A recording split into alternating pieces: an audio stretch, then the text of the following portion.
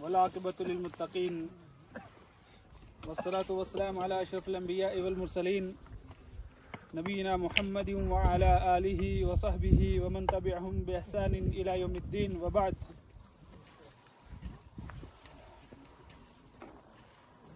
اللهم صل على محمد وعلى آل محمد كما صليت على إبراهيم وعلى آل إبراهيم إنك حميد مجيد. اللهم بارك على محمد وعلى آل محمد كما باركت على إبراهيم وعلى آل إبراهيم إنك حميد مجيد.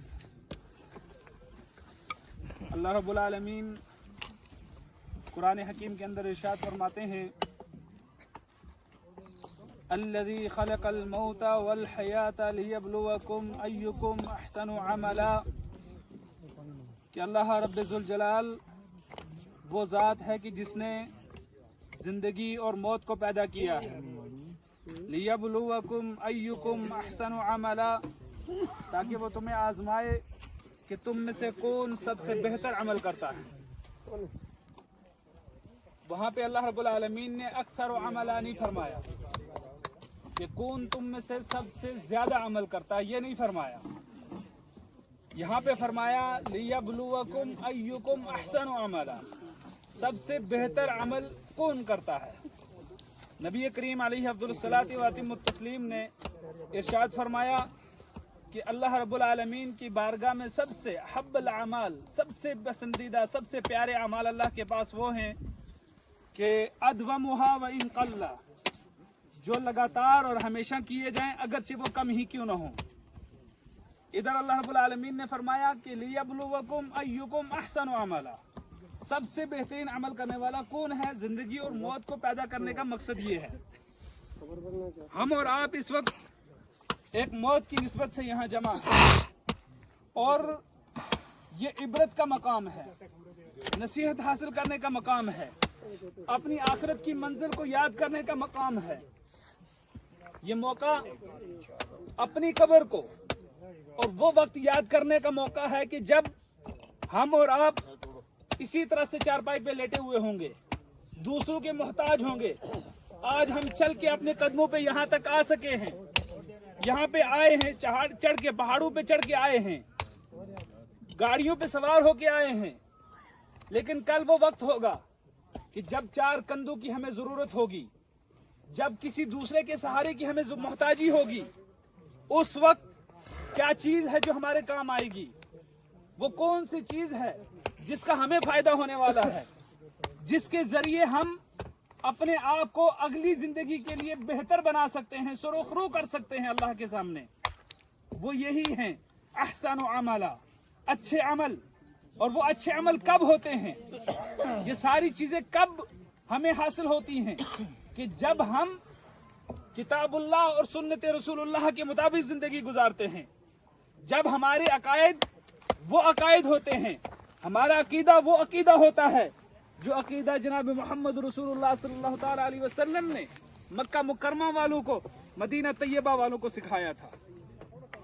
مکہ مکرمہ کی زندگی کو اٹھا کر دیکھ لیجئے، آپ دیکھیں گے کہ زیادہ تر اللہ رب العالمین نے جو درس دیا اس میں وہ توحید کا درس ہے، عقیدے کا درس ہے، اپنے عقائد کی اصلاح کا درس ہے.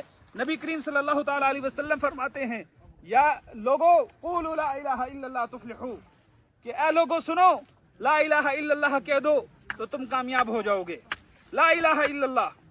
آپ جانتے ہیں ابو جہل عربی تھا، ابو لہب عربی تھا، اور بڑے بڑے مشرکین مکہ جو معاندین بنے، جو جھگڑالو بنے، جنہوں نے اسلام کو قبول نہیں کیا، اسلام کی دعوت کو قبول نہیں کیا، وہ سارے کے سارے عرب تھے، عربی زبان جانتے تھے.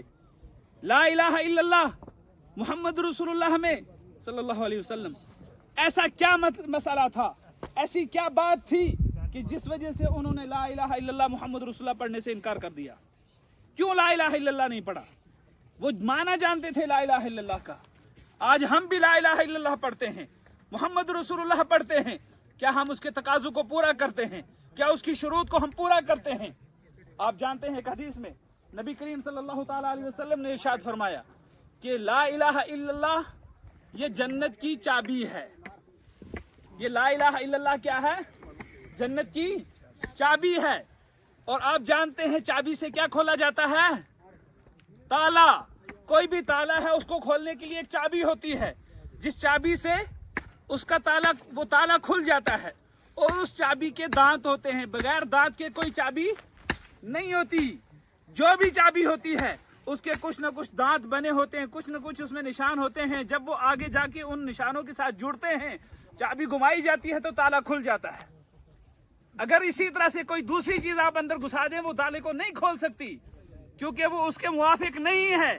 اسی طرح سے نبی صلی اللہ علیہ وسلم نے فرمایا کہ لا الہ الا اللہ جنت کی چابی ہے, اور اگر لا الہ الا اللہ جنت کی چابی ہے تو اس کے کچھ دانت ہیں, اور وہ دانت کیا ہیں؟ لا الہ الا اللہ کی شروط ہیں, لا الہ الا اللہ کے تقاضے ہیں. جن لا الہ الا اللہ کی شروط اور تقاضوں کو ہم پورا کریں گے تب یہ لا الہ الا اللہ ہمیں لے کے جنت میں جائے گا. تب ہم اس کو پڑھیں گے تو صحیح معنوں میں لا الہ الا اللہ کے مقصد کو سمجھ سکیں گے اور نبی کریم صلی اللہ علیہ وسلم کی دعوت کو سمجھ سکیں گے. اس کے بعد کیا کریں گے؟ ہم جنت میں جائیں گے, تب جا کے ہمیں کامیابی ملے گی. لیکن جب ہم لا الہ الا اللہ کے تقاضوں کو سمجھیں گے نہیں, لا الہ الا اللہ کی شروط ہیں, قیود ہیں, ان کو سمجھیں گے نہیں, جانیں گے نہیں, اس کا علم نہیں حاصل کریں گے, تو پھر لا الہ الا اللہ جتنا مرضی پڑھ لیتے تو اس سے کوئی فرق حاصل نہیں ہوتا. ایک یمن کے بہت بڑے عالم دین گزرے, انہوں نے کہا تھا, دو جماعتوں کا ذکر کیا, میں ان کا نام نہیں لوں گا یہاں پہ. انہوں نے کہا کہ جس طرح سے یہ لوگوں کو دعوت دیتے ہیں, اگر یہی اسی طرح سے لا الہ الا اللہ اور یہی دعوت ابو جہل اور ابو لہب کے زمانے میں ہوتی تو لاسلم, وہ دونوں کے دونوں مسلمان ہو چکے ہوتے. جتنی آسان انہوں نے اس کو بنا لیا ہے. لیکن لا الہ الا اللہ جنت کی چابی ہے, جنت کے تالے کی چابی ہے, اور وہ تالا تب کھلے گا جب وہ اس کے موافق ہوگی, جب آپ اس کے تقاضوں کو پورا کریں گے, جب اس کے اندر اخلاص ہوگا, جب اس کا علم لا الہ الا اللہ کا علم آپ کو پتا ہوگا, اس کا معنی پتا ہوگا, اس کے پورے تقاضوں کا پتا ہوگا. پھر اس کے بعد اس کو پڑھیں گے, اس کے مطابق زندگی گزاریں گے, اخلاص کے ساتھ, للہیت کے ساتھ, علم کے ساتھ, اور پھر جا کر جب آپ عمل کریں گے تو وہ عمل آپ کا عمل قابل قبول ہوگا. وہ عمل آپ کو جنت میں لے جانے کا سبب بنے گا. الذی خلق الموت والحیات لیبلوکم ایکم احسن عملا. وہ عمل نبی کریم صلی اللہ علیہ وسلم کے بتائے ہوئے طریقے کے مطابق ہوگا. عمل کی قبولیت کے لیے دو شرطیں وہ ہم سب جانتے ہیں کہ وہ عمل اللہ رب العالمین کے لیے خالص ہو, لوجہ اللہ ہو, اخلاص کے ساتھ کیا گیا ہو, صرف اللہ کی رضا کی خاطر کیا گیا ہو, اور وہ نبی کریم صلی اللہ تعالی علیہ وسلم کی بتائی ہوئی سنت کے مطابق ہو, ان کے طریقے کے مطابق ہو. تب جا کے وہ عمل اللہ رب العالمین کی بارگاہ میں قابل قبول ہے. ہم اور آپ جتنے مرضی عمل کرتے چلے جائیں, جب اللہ کے نبی صلی اللہ علیہ وسلم کی اس کے اوپر مہر نہیں لگی ہوئی تب تک وہ عمل قابل قبول نہیں ہے. ہم اور آپ جانتے ہیں کہ جب ابھی کچھ سال پہلے ہندوستان کا نوٹ, اس کے اوپر جو ریزرو بینک آف انڈیا کی مہر تھی وہ گورنمنٹ نے چھین لی. گورنمنٹ کی طرف سے جو اجازت تھی رات کے 12 بجے وہ چھین لی جاتی ہے, تو وہ کاغذ جو کل تک 1000 کا نوٹ تھا, جو 500 کا نوٹ تھا, وہ ایک ردی کاغذ کے ٹکڑے کے مانند ہو گیا, کیونکہ گورنمنٹ نے اس کی اپنی جو مہر تھی گورنمنٹ کی وہ چھین لی, اس کی صلاحیت کو ختم کر دیا گیا. اسی طرح سے یاد رکھیے کہ جس عمل کے اوپر نبی کریم صلی اللہ علیہ وسلم کی مہر لگی ہوگی, ابھی شیخ محترم بیان فرما رہے تھے, بڑی اچھی گفتگو کی انہوں نے, جب تک اس کے اوپر اللہ کے نبی صلی اللہ علیہ وسلم کی مہر نہیں لگی ہوگی تب تک وہ عمل اللہ کی بارگاہ میں قبول نہیں ہوگا. اور اس کے لیے سب سے پہلے ہمیں علم حاصل کرنا ہے.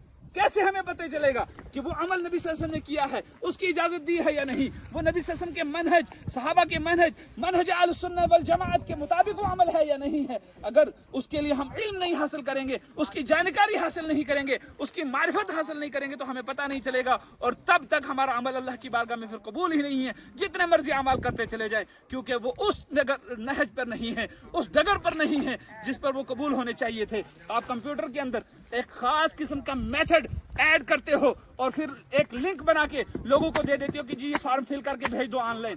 کو کمپیوٹر اس میتھڈ کے مطابق اس کو ماپتا ہے, دیکھتا ہے کہ یہ اس کے مطابق ہے یا نہیں ہے.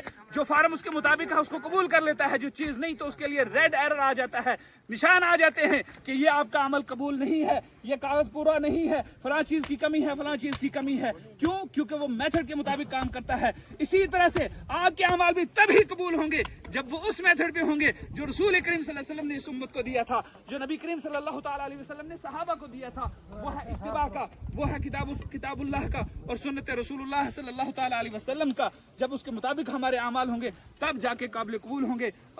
ये मौत हमारे लिए नसीहत है, इबरत है। नबी करीम सल्लल्लाहु अलैहि वसल्लम ने इसीलिए फरमाया था कफ़ा बिल मौत वाइज़ा, मौत ही इंसान के इबरत के लिए काफ़ी है। आए हैं तो नसीहत हासिल करें, अपने अमाल की दुरुस्तगी करें, वो अमाल करके जाएं जो काबिल कबूल हों, उन अमाल से बचें जो हमारे लिए काबिल कबूल न हो या जिनका हमें कोई फ़ायदा ना हो। बहुत सारे काम कर लें आप दिन भर में जाते हैं किसी के पास जाके काम करते हैं, बहुत सारा काम कर लें, आपको उसका कोई फ़ायदा हासिल होने वाला नहीं है जब तक कि उसके मर्जी के मुताबिक, जिसकी उसको ज़रूरत का है उसके मुताबिक आप अमल नहीं करेंगे।